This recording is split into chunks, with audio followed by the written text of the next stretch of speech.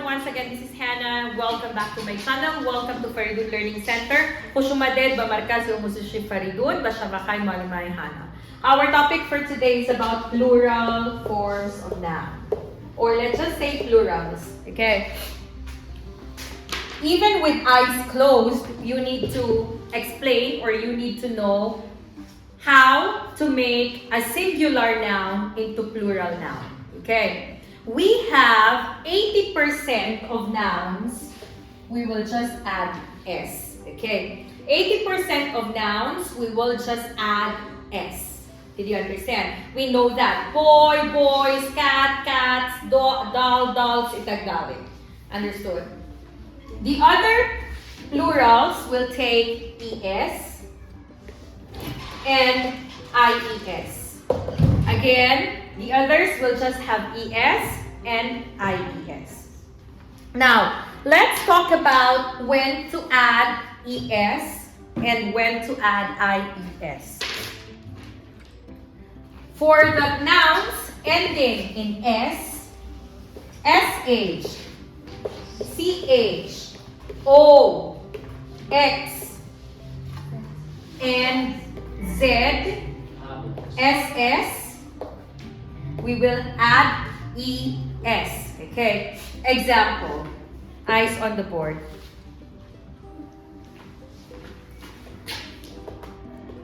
Boss will take ES. Bosses. SH. Dish will have ES. Dishes. CH. Look. Church. Churches, our favorite,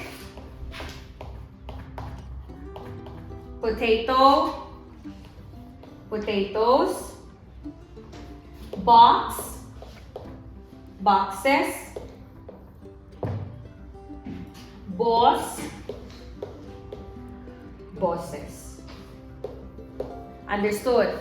Okay. Now, let's talk about IES, okay? But before IES, let's talk about вообще why. In general, why. If a noun ends in Y, you need to check what letter comes before Y. Okay? На русском, если вы увидите существительное, которое заканчивается с Y, смотри в доске. Существительное, которое заканчивается с Y, сразу посмотри буква до Y. Перед Y, какой буква? Если это vowel или если это consonant. Okay, example. Если vowel, look. Let's say. Okay. This is the Y. This is Y. What is this? What is this? E. This is a vowel, right? This is also a vowel. If it is vowel, we will only add S. Did you understand? На русском, если до буква Y идут vowel, только добавляй S. Поняли? Но если до Y идут consonant, например, look, this is our Y. This is T, consonant. Ubirain Y, Bajoy Y, IES, Memonym. Another example, candy. What is this? Consonant. So, IES. Did you understand? На русском дильноза. Что мы будем делать, если не увидим y на существительное. Если наше существительное заканчивается на y, мы должны увидеть букву, которую до него. Если это согласная буква, мы вычеркиваем y и добавляем ies. А если это гласная буква, мы просто добавляем s. Very good. In Tajik, Nozia. अगर h as harf y साथ दो period वो फकत s की होगा मिलते हैं अगर h as harf y हम साथ दो period वो y रो harf में जाने वो ies. Did you understand? Okay.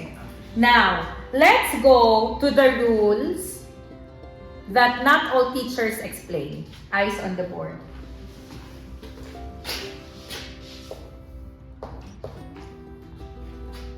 F-E. Okay. For nouns that ends in F-E, hayotimani. To hayotiman hasti. Life. To zaniman hasti. Man zani tu boshad. Agar digar zan megiri. Mahani digar zanda. Bo knife. You understand? So, if it is life, wife, knife, we will remove F-E and we will put V-E-S. It will be hayot ho, zanak ho, kurcha ho. The hayoti mo, boyat, yatzan, dar hayot, Tobi.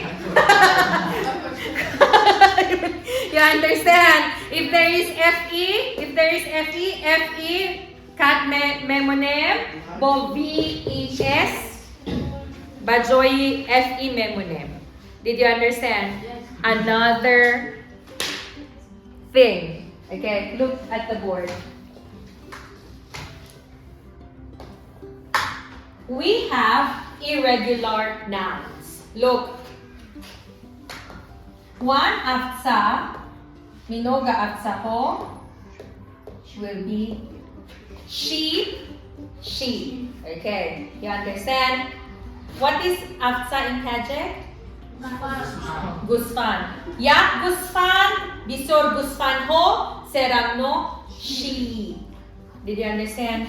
Yak mohi, bisor mohi, fish. Yesli adin namud. Okay? Agar yak namud fakat. You understand what I mean? Then yak platya, bisor platya, the same if one type of dress. Did you understand? And other than this, we also have irregular nouns, which we already know. Child will be children. Please, I don't want to hear children's, okay? Child, children. Man, men. Woman. Slushey, how to pronounce it, okay? Woman, women. Women, women. You understand? Person, people. Tooth, teeth. Food, feet. Did you understand?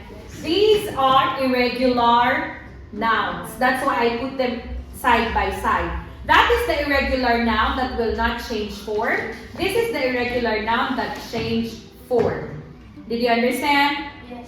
Ponile. So we have S, ES, IES, change forms.